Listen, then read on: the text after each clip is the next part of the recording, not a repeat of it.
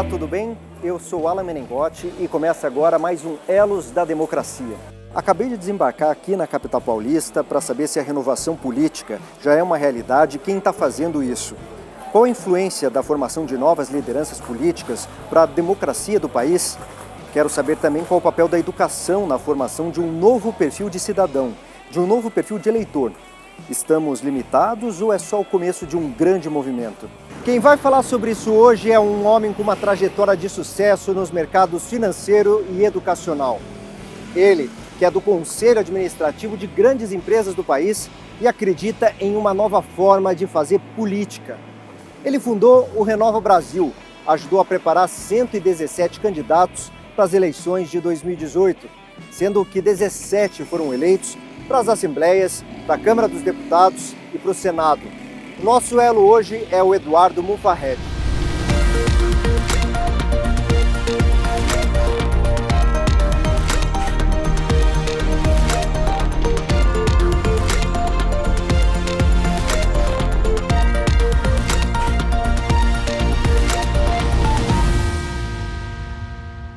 Eduardo, obrigado por receber a gente aqui para tratar de um assunto tão importante como a renovação política, né, no nosso cenário político.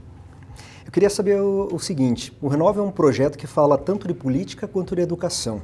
Qual que é a relação entre esses dois pilares e a democracia está inserida entre eles?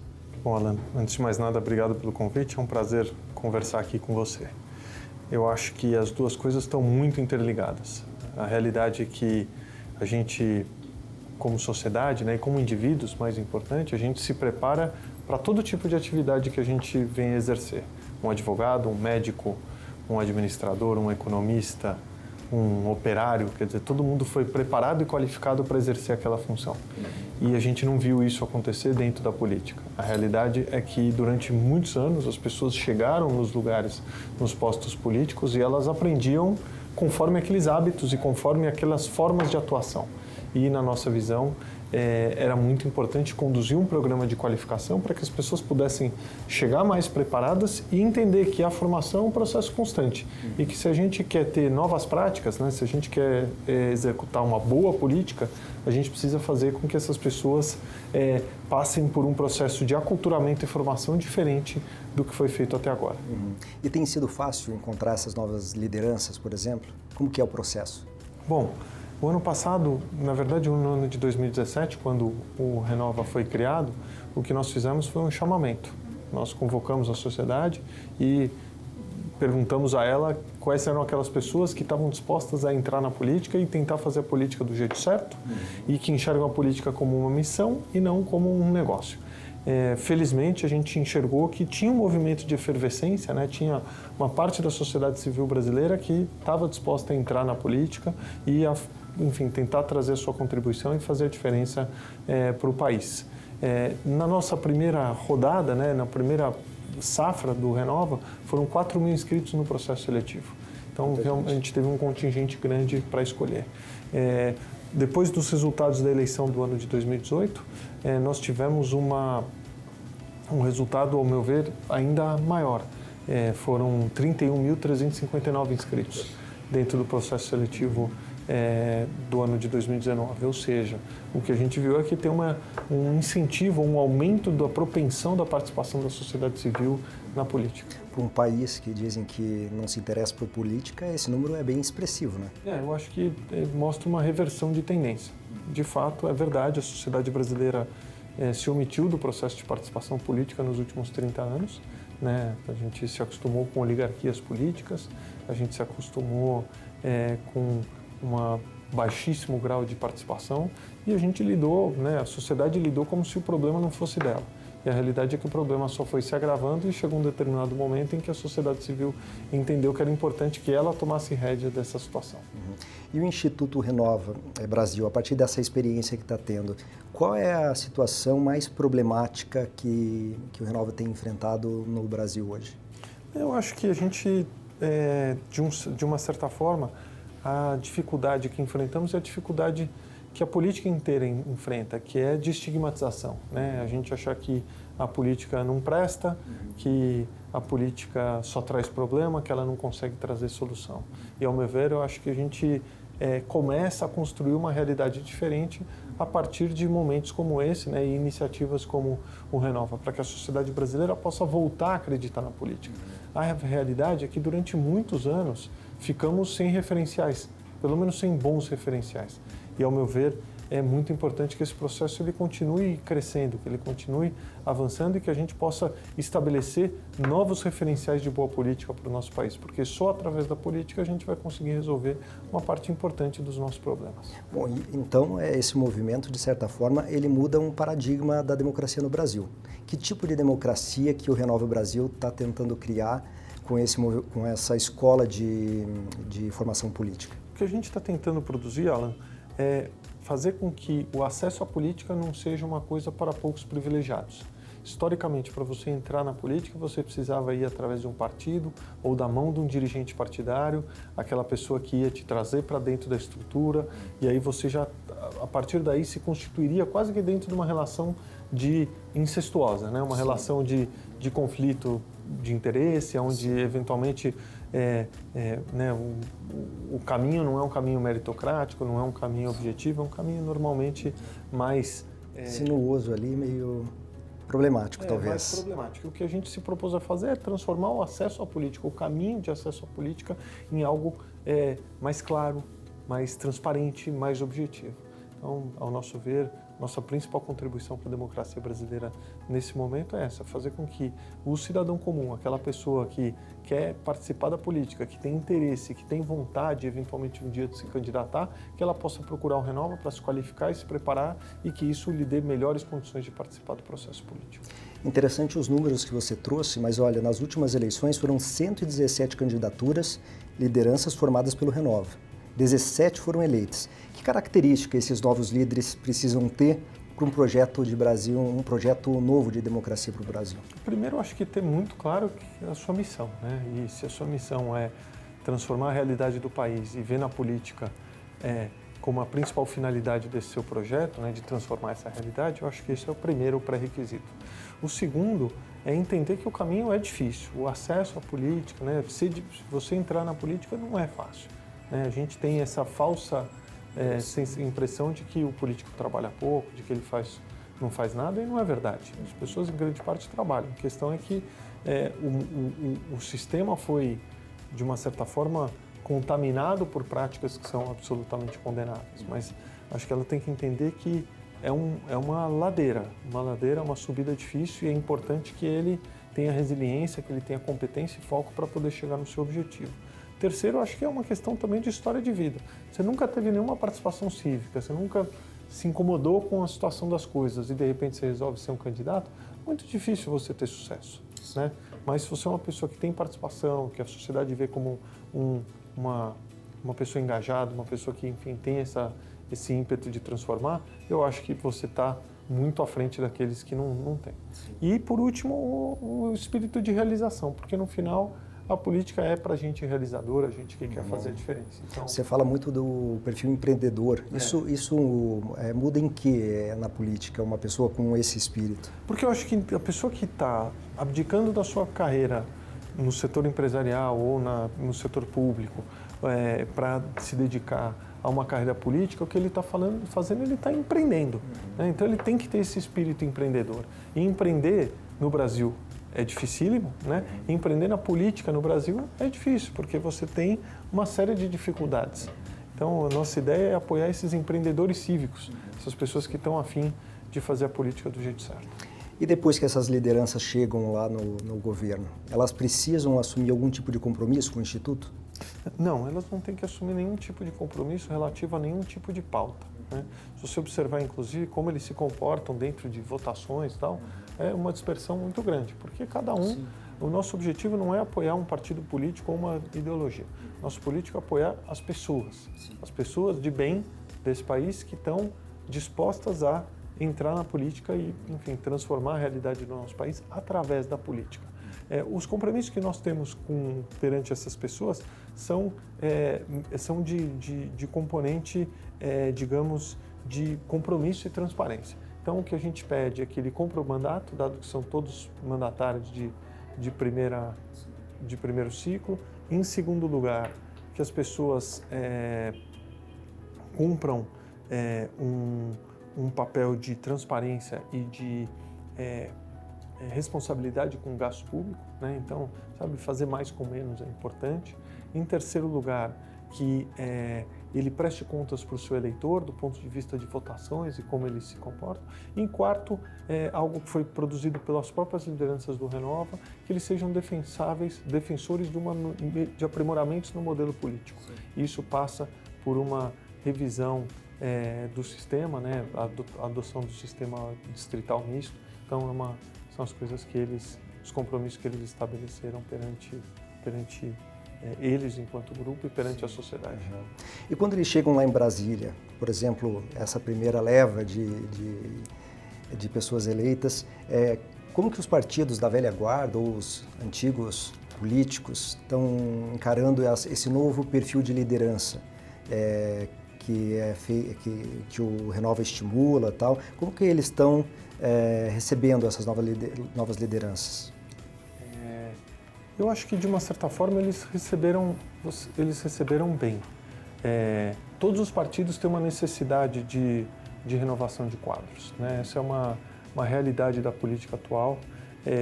De uma certa forma, a gente tem vivido, acho que nos últimos 20 anos, a gente teve pouca renovação de quadros, né? A política ela ficou cansada, os políticos brasileiros envelheceram muito, né? Então, na nossa visão, grande parte dos partidos recebeu muito bem. Porque, na verdade, o Renova está cumprindo um papel que as fundações partidárias também deveriam cumprir com mais dedicação. Algumas o fazem, mas eu te diria que isso é a minoria, que é de formação de quadros e lideranças. Então, o que o Renova está fazendo, em grande parte, é preparar futuras lideranças que poderão ser absorvidas por distintos partidos conforme as suas próprias ideologias. Certo. E o Brasil e outros países vivem uma certa polarização, né? Discurso de ódio, fragmentação ideológica e que, segundo especialistas, isso é muito prejudicial para a democracia. Como que você vê essa polarização que a gente vive hoje no Brasil? Eu acho que a gente, depois da gente ter vivido aí quase 15 anos, né, de hegemonia de um grupo político, você tem agora a entrada de um novo grupo político e acho que assim o que todos nós gostaríamos de ver seria um pacto pelo futuro, né, uma sensação de maior altivez, né? Mas o que a gente sente é que tem um certo revanchismo em relação ao passado. E eu acho que esse revanchismo não nos ajuda, né? Eu acho que o Brasil tem que olhar para frente. A gente tem tido uma performance econômica muito aquém do que a sociedade brasileira espera, né? Os níveis de desemprego continuam altos, tem uma expectativa grande em relação à redução de criminalidade, né? Entre outras coisas. Então, acho que a gente tem que endereçar essas questões. Essas questões são as mais importantes. O resto, eu acho que é meio cortina de fumaça. É importante, mas não é tão relevante. Por outro lado, você vê o Brasil é uma democracia pulsante. É a própria relação entre o Executivo e o Congresso, né, e o Legislativo. É uma relação que tem determinados pontos de convergência, tem pontos de divergência. Então, assim, isso mostra que a democracia no Brasil ela está muito viva e que sempre você vai ter esses sistemas de contrapontos, o que às vezes faz com que os processos sejam mais lentos, mas ao mesmo tempo é o que está legitimado pelo voto, né, pela urna no final do dia. Então, obviamente, o presidente da República teve uma votação expressiva e os congressistas também tiveram suas votações. E o que eles têm que fazer agora são essa estrutura de contrapontos para que possam constituir os seus processos. Mas essa questão da polarização, por exemplo, aparece no curso de formação de vocês? Assim, como que os professores lidam com essa questão, por exemplo? Porque eu penso que nesse novo perfil de pessoas da vida política, eles precisam também apresentar uma nova mudança de negociação, né, na política, né? Principalmente para conseguir aprovar, por exemplo, projetos tão importantes para o Brasil. Sem dúvida. Né? O Brasil tem projetos importantes que a gente precisa viabilizar para os próximos anos e todos entendemos que a constituição desses projetos ela não será simples, porque você tem, enfim, que mexer com direitos, com estruturas que vão ter que ser, de uma certa forma, revisitadas.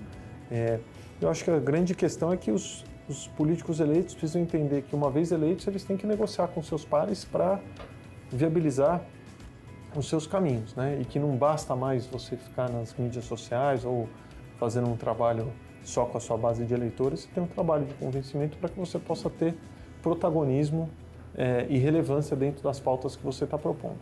Ao meu ver, o congressista que tem profundidade técnica, ele tende a cumprir um bom papel, ele tende a fazer um bom resultado, porque no final do dia, esse trabalho com competência, com capacidade, ele tende a trazer benefícios, né? Você tem um congresso hoje muito fragmentado, onde a base de congressistas que de fato faz um trabalho de profundidade dentro de pautas específicas é muito pequeno. Então existe uma oportunidade muito grande de você, enfim, ganhar relevância a partir de competência técnica. E eu aposto bastante nisso. Quanto maior a sua competência técnica, os congressistas respeitam. Eles não desqualificam quem entende muito de uma temática tipo tributária ou de uma temática empresarial. Isso tende a ser um ponto bastante respeitado. Então quem está disposto a trabalhar duro lá no Congresso ganha relevância. Interessante. Bom, além da formação dessas novas lideranças comprometidas em tirar do papel iniciativas que melhoram o país, é necessário também formar um novo perfil de eleitor, um eleitor mais consciente? Como formar um cidadão mais atuante na política? Essa é uma boa pergunta, porque de uma certa forma a gente também colheu o sistema político que foi plantado pelo eleitoral. Né? O eleitor não pode se colocar como vítima dessa situação, porque a política ficou ruim, em parte porque votamos muito mal, não fizemos a nossa lição de casa, não incentivamos a formação de novos quadros, não incentivamos as melhores cabeças da sociedade a se juntarem à política.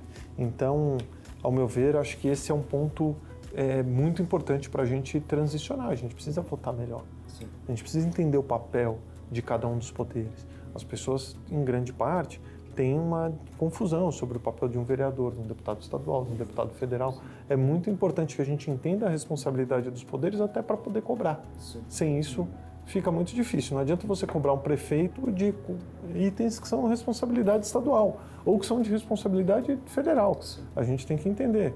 Segurança pública. A prefeitura tem um papel? Tem, mas é um papel reduzido em relação ao governo. A segurança pública é uma responsabilidade do governo do Estado.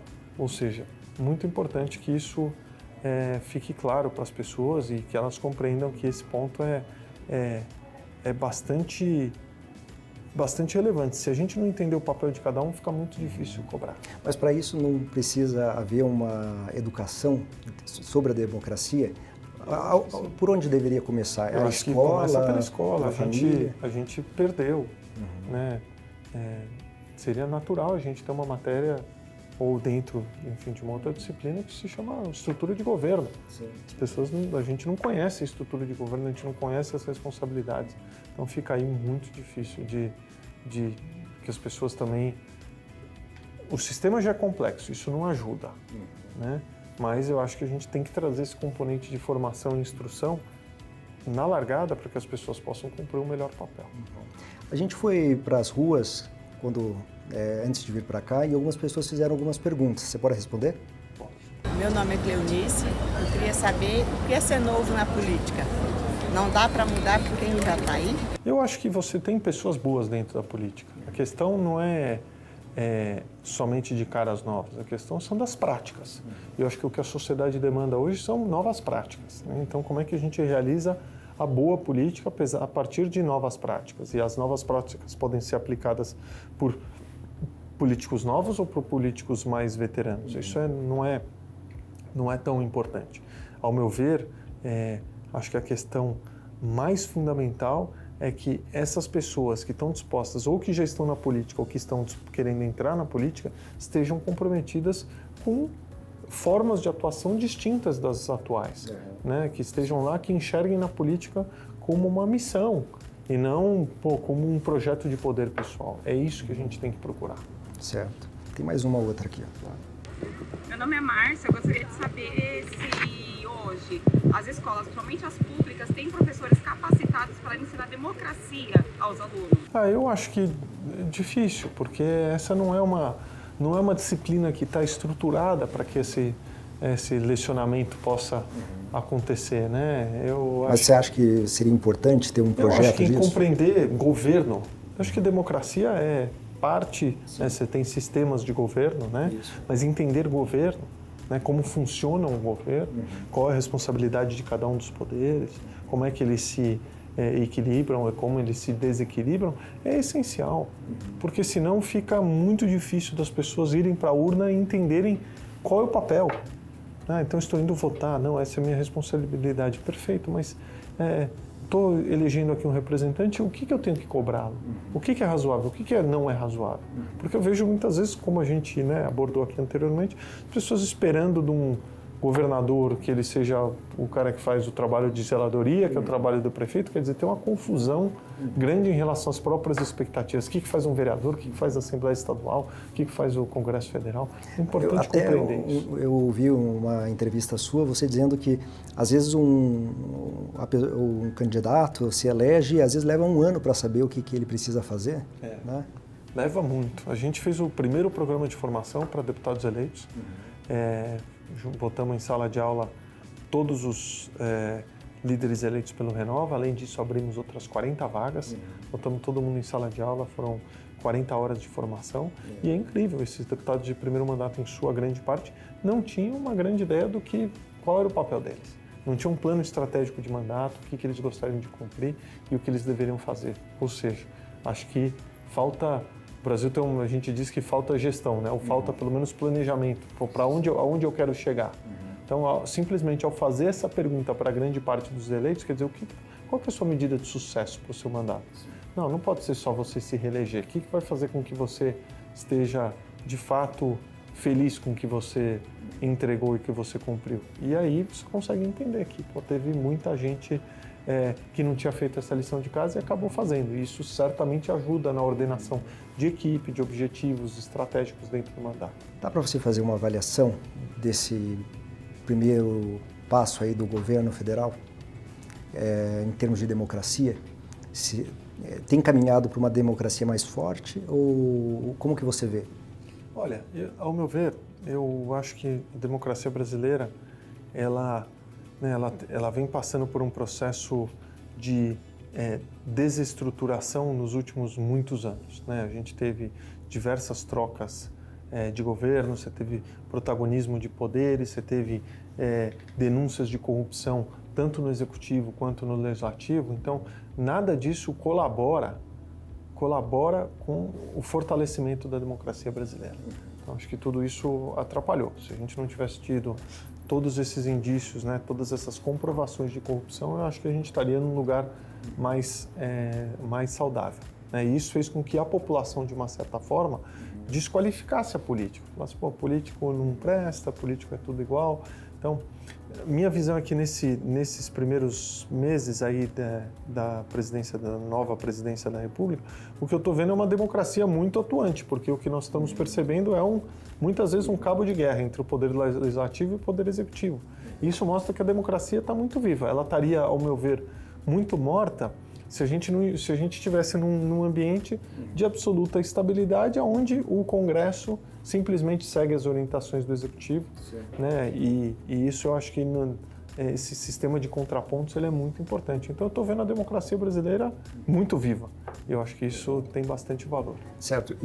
Mas para a democracia, para ela estar forte, é muito necessário o diálogo, né? Por onde que onde esse diálogo deve acontecer? Por exemplo, as mídias sociais, você acha que ajuda ou atrapalha em relação à política? Eu acho que elas ajudam e atrapalham, em determinados momentos, porque a mídia social, ela traz a informação em tempo real e você desintermediou muito da informação. Então isso é muito bom, de um lado. Por outro lado, ela faz com que, em determinados momentos, falar para fora seja mais importante do que falar para dentro. E aí você perde consistência porque você está muito preocupado no que o de fora está dizendo, quando na verdade o problema precisa ser resolvido numa mesa ou numa discussão entre pessoas ou entre um grupo de pessoas. Então, eu acho que ela tem determinados momentos que eu acho que ela traz um grande benefício e outros momentos que eu acho que ela não tá ajudando a produzir isso. Acho que tem, de uma certa forma, um excesso de informação, em determinados momentos que que às vezes atrapalham um pouco desse processo de tomada de decisão, às vezes um excesso de exposição de determinados políticos, né, que fazem com que ele se coloque num lugar diferente, né, até não só no executivo, legislativo, mas no próprio judiciário. Quer dizer, tem uma questão de excesso de protagonismo aí, quando na verdade o que a gente precisa fazer é fazer o trabalho acontecer, né? Então eu vejo isso como pontos importantes aí para a gente evoluir. Mas eu estou vendo a nossa democracia forte, eu acho que ela está avançando, esse sistema de contrapontos funciona e eu espero que isso continue aí com mais força nos próximos anos e estou bastante feliz com esse processo de renovação de quadros e acho que práticas principalmente, porque acho que isso para a democracia brasileira vai ter um grande valor no futuro. Tem alguma palavra para definir a democracia que você usaria, que passe pela tua cabeça, que seja uma questão forte para a nossa democracia? Acho que a palavra é acesso.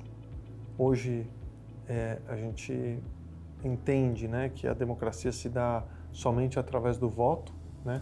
Mas a democracia não se dá apenas através do voto, ela se dá através da participação, através da liberdade de manifestação, entre tantas outras coisas. Então, a gente precisa transformar o acesso à democracia, transformar a democracia ou o processo político em algo mais acessível, né? Mais democrático. E, para mim, eu acho que esse é o principal ponto para a gente continuar investindo e fomentando, para que mais pessoas tenham interesse e a inclinação de participar do processo decisório e do processo político do nosso país. Bom, a gente iniciou perguntando sobre alguns conceitos, tal. Para finalizar, olhando para a escola de formação política do Renova, você diria que para o cidadão que ele pode ter esperança? Sem dúvida. Eu tenho muita esperança depois de ver tanta gente participando do processo seletivo, querendo entrar na política, mobilizado pela transformação. Eu tenho bastante esperança. Acho que a gente pode esperar por dias melhores. E para terminar, qual que é a relevância que você vê num instituto como o nosso, que pretende abordar a democracia, debater esse tema? Que relevância pode ter um instituto como esse? Eu acho que no momento em que você tem uma discussão sobre todas as democracias liberais no mundo, né, entre se elas estão em xeque, para onde elas estão indo, e movimentos que não são circunscritos ao Brasil, né? Essa é uma realidade que a gente está vendo em diversas geografias. Eu acho muito valioso, porque esse debate tem que ser trazido para a mesa. E eu acho que pensar em como a gente fortalece democracias, como, por exemplo, mecanismos de financiamento, que é um ponto fundamental para a gente tratar, sabe? Como é que nós estamos caminhando para um mecanismo de financiamento público com zero de transparência.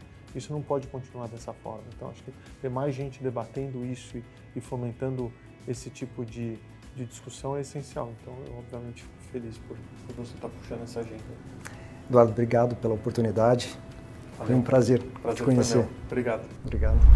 Muito legal o papo com o Mufahed hoje. Eu saio com uma reflexão importante. Todo país tem um ponto de partida quando se trata de democracia. Talvez por isso, às vezes, a gente não saiba muito bem como lidar com ela ainda. Para a nossa democracia melhorar, é necessário de uma renovação política, com líderes mais preparados, conectados com as necessidades de hoje. E essa renovação acontece também na nossa Constituição Federal, que é tipo de um manual de instrução da democracia. Os ministros, por exemplo, fazem os julgamentos lá no STF, interpretando as leis ao nosso tempo, levando em conta as mudanças da sociedade. Mas eu penso que é preciso mais.